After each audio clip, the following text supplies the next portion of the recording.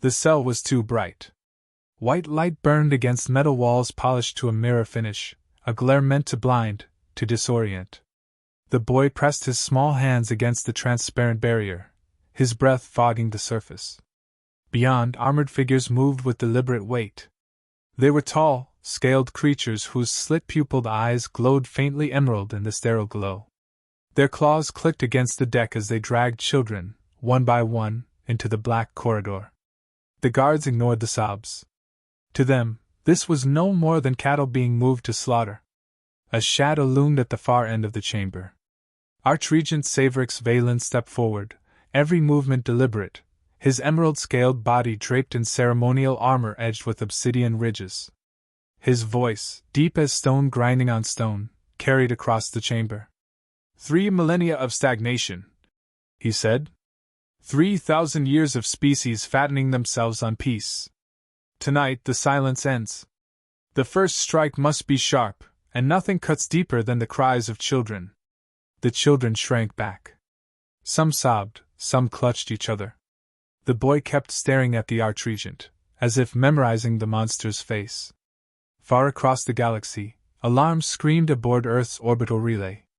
Admiral Kalen Darius stood in the command spire, jaw set, eyes fixed on the holographic projection that flickered above the table. The convoy's signal cut mid-transmission, leaving only fragments of distorted screams and static. "Any trace of survivors?" Kalen asked. His voice was calm, but the steel underneath it pressed every officer to answer quickly. "None, sir," the communications officer said, fingers flying across the console. "The convoy's beacon was destroyed. The last ping placed it near the outer Zorati frontier." Murmurs rippled through the command floor. Everyone knew what that meant. Kalen straightened. "Call the Directorate Council.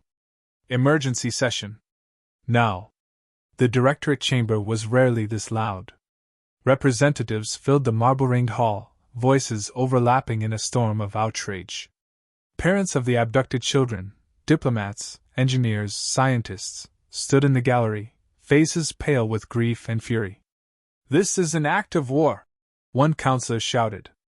"Our children taken, our people slaughtered. We demand retaliation." Another raised her voice above the uproar. "Retaliation is forbidden. The peace accords bind us. To break them would shatter 3,000 years of order." Kalen stood at the central podium, silent until the chamber stilled. He let the silence stretch, his gaze moving slowly across the sea of faces. "We can file petitions," he said, voice level. "We can beg the Concord Assembly to intervene. But I will tell you now, nothing will return those children but action." A counselor bristled. "The Concord has kept peace longer than our species has sailed the stars. Do you propose humanity be the one to end it?" Kalen's eyes narrowed. "If peace cannot protect our children, it is no peace at all." The chamber erupted again, divided between fury and fear. That night, Kalen walked alone through the corridors beneath Erivo's prime surface. Few knew these halls existed. The walls curved downward into the deep black of the planet's crust, the air cold, the silence thick. He passed through 6 sealed gates, each older than the last, until the corridor opened into a cavernous vault. And there they were. Titanic warships slumbered in the dark. Their hulls, black as void, stretched hundreds of meters. Dust coated their armored spines, but the faint glow of stasis fields shimmered along their edges.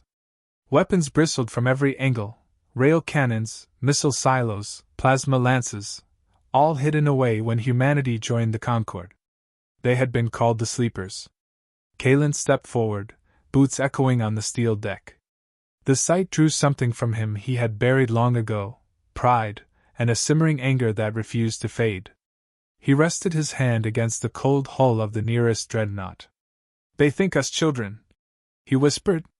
"They forget what we were before their treaties chained us. If the Concord will not act, then we will."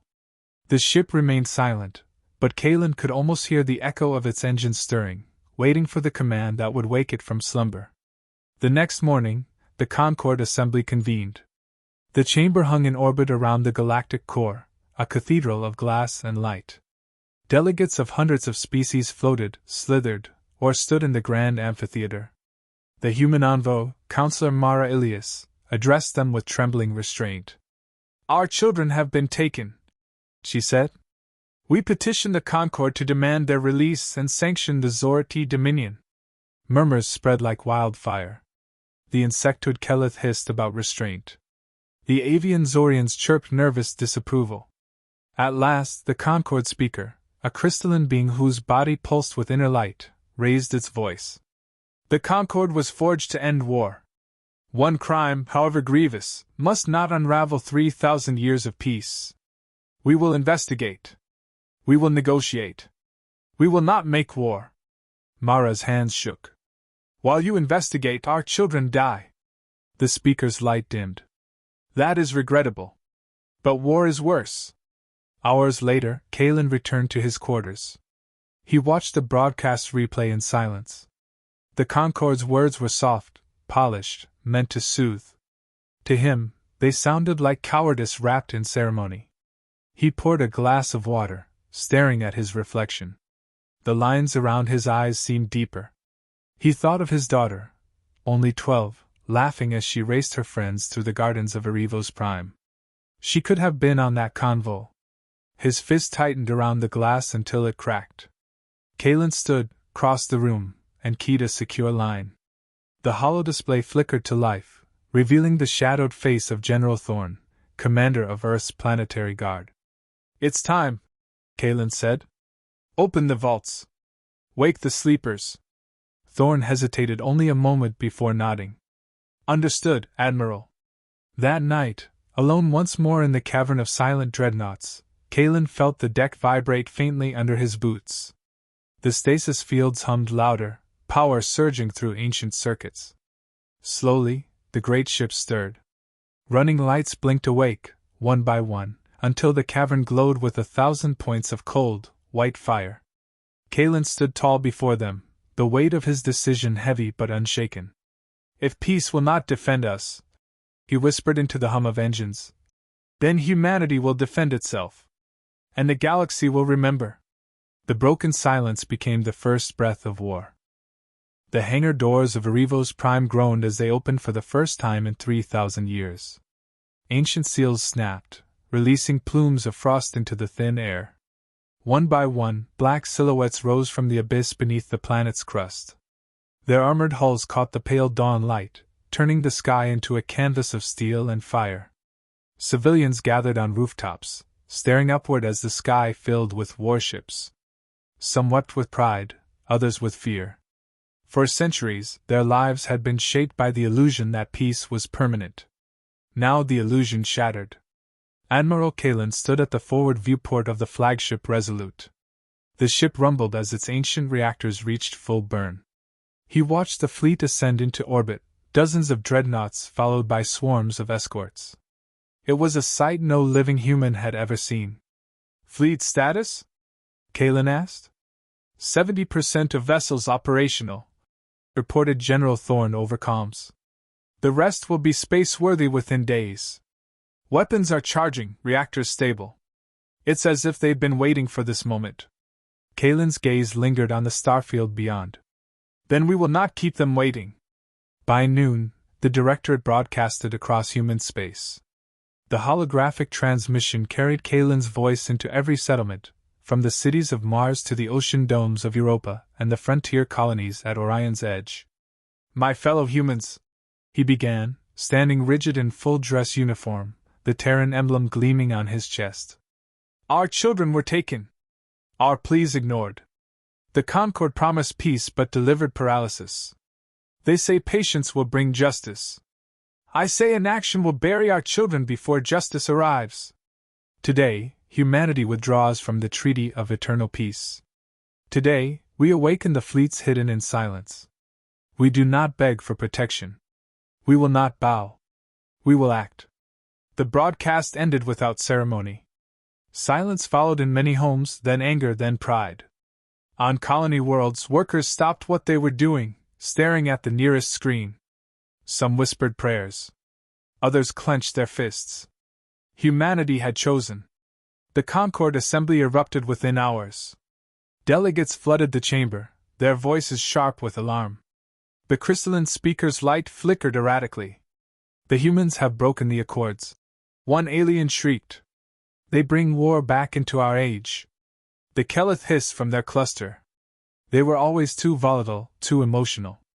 We should have anticipated this. Counselor Mara Ilias stood alone in the human delegate's station, shoulders squared despite the storm around her. What did you expect? You stood idle while our children screamed. Did you think we would kneel and wait? The speaker's glow dimmed. The Zorati will answer to Concord law. But if humanity spreads war, we may have no choice but to sanction you as well. Mara's reply was sharp. Then know this, sanction us, threaten us, condemn us, all of it means nothing. Humanity will defend its own. And if you doubt us, ask the Zorati what happens when we fight. The answer came sooner than expected. 3 days after the fleets awakened, a Zorati patrol intercepted a Terran task group near the frontier. The patrol commander, smug in his belief that humans were docile, demanded surrender. His message echoed across the void. Humans, return to your cradle before you are broken. You cannot fight the Dominion. Lay down your weapons. Kalen's task force responded with silence. Then the first rail cannon salvo tore across the void. Tungsten slugs accelerated to near light speed, punched through Zoraki cruisers before their shields could adapt. Plasma warheads blossomed in blue fire, ripping destroyers apart. Electronic countermeasures blinded their targeting arrays. Within minutes, the patrol dissolved into wreckage and fleeing survivors. On the bridge of the Resolute, Kalen's officers watched in grim satisfaction. Commander Elira, his second-in-command, broke the silence. They underestimated us. They always have, Kalen replied. His voice was quiet, but his eyes burned. Now they will learn. The battle spread quickly across the Concord's networks. Surveillance drones captured images of Terran dreadnoughts cutting through Zoraki ships with surgical precision. The footage reached every corner of the galaxy. To some, it was horror. To others, awe. A species long dismissed as young, reckless, and naive had awakened fleets capable of tearing apart an empire. The Zorati Dominion raged. Regent Savrix addressed his people, spitting venom in every word. The humans dare. They strike us in arrogance. Let them come. We will grind their bones to dust. But fear seeped into his court. For centuries, the Dominion had relied on the Concord's peace to shield their stagnation. Their fleets were strong, but untested. The humans, it seemed, were anything but untested. In the war room aboard the Resolute, Kalen stood over the strategy table.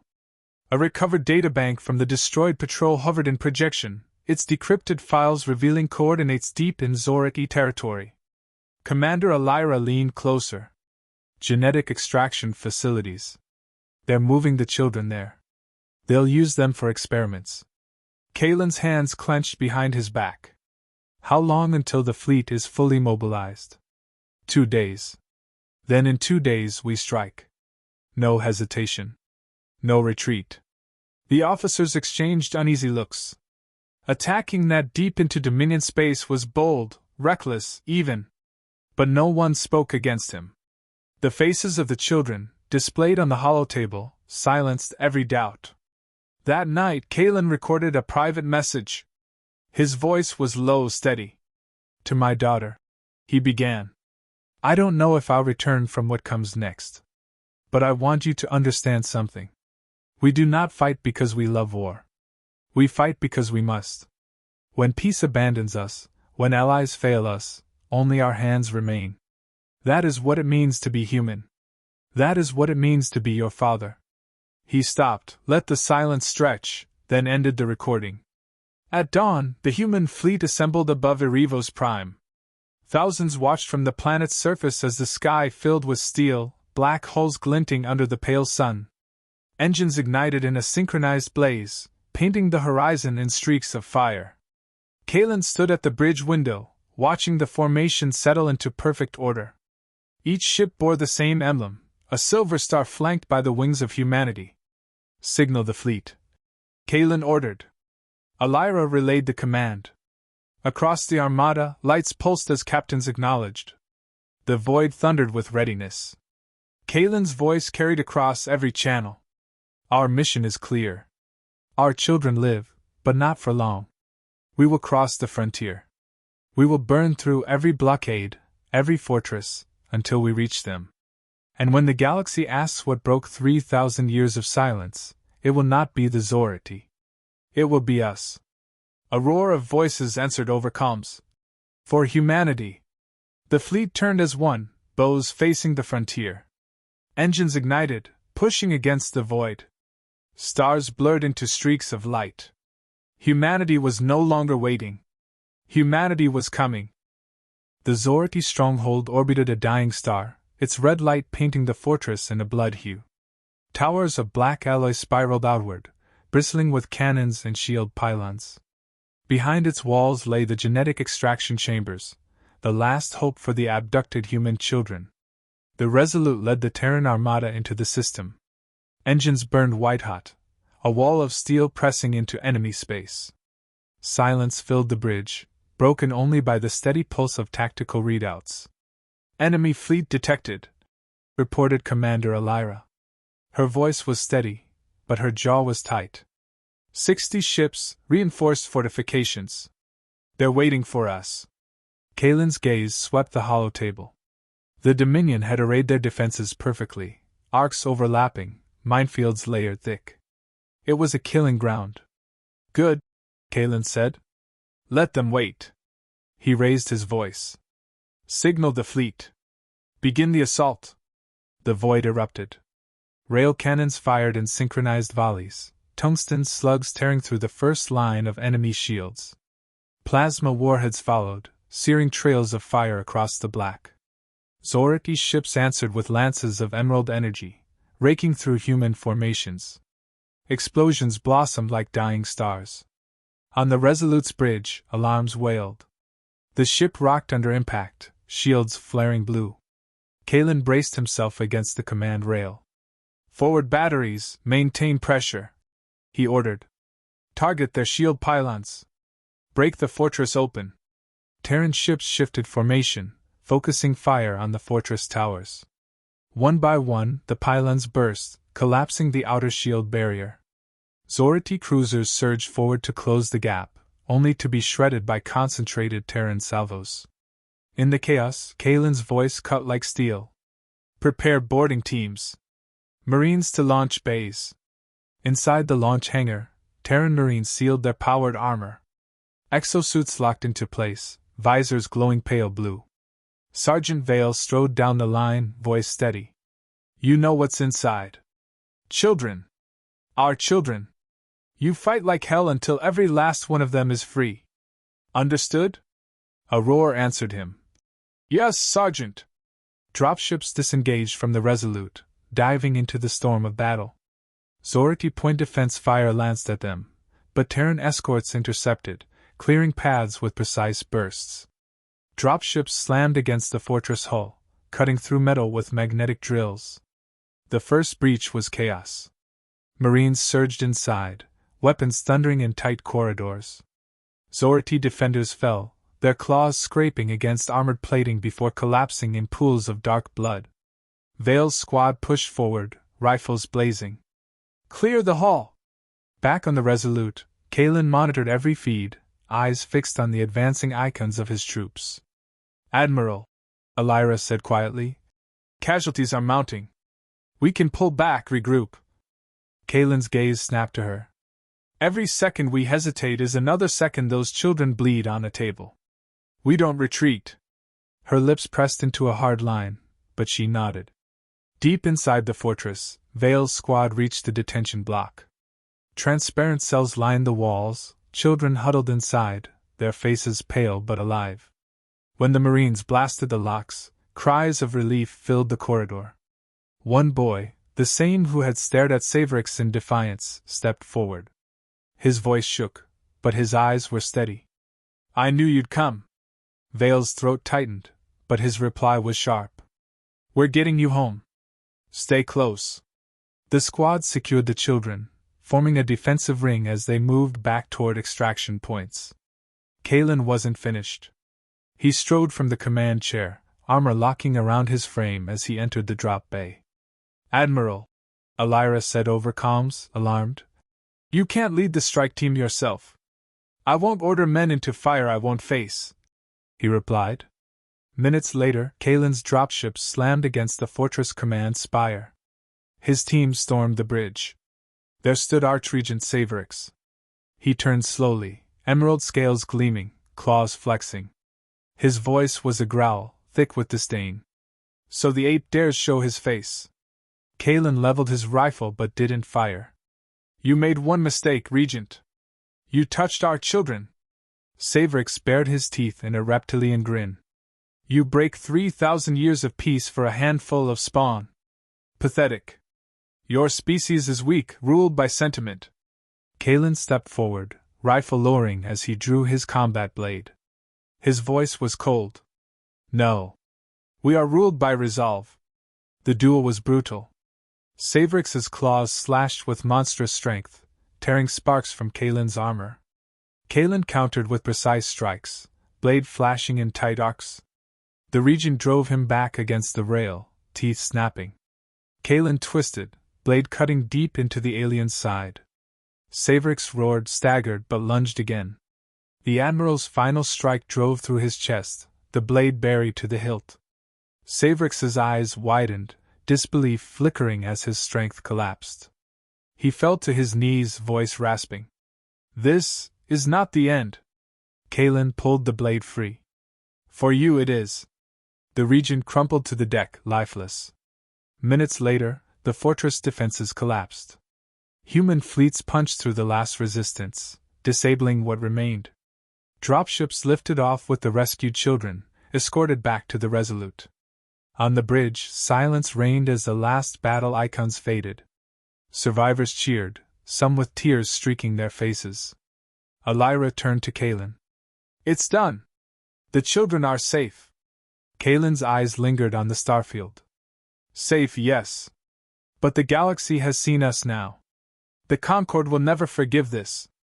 Elira's reply was quiet. "Then let them remember what happens when humanity is crossed." Days later, the Resolute returned to Arivos Prime. Families crowded the landing fields, voices breaking as they embraced the rescued children. Reporters broadcast every moment, images of weeping parents and defiant Marines spreading across the galaxy. The Concord Assembly met in emergency session. Some delegates condemned humanity as reckless aggressors. Others, silently, admired the courage to act when all others faltered. Kalen refused interviews. He stood alone in his quarters, staring at the stars beyond the viewport. His hands rested on the blade that had ended Savorix's reign. "The peace is broken," he murmured. "But humanity endures. And the galaxy will never again forget who we are."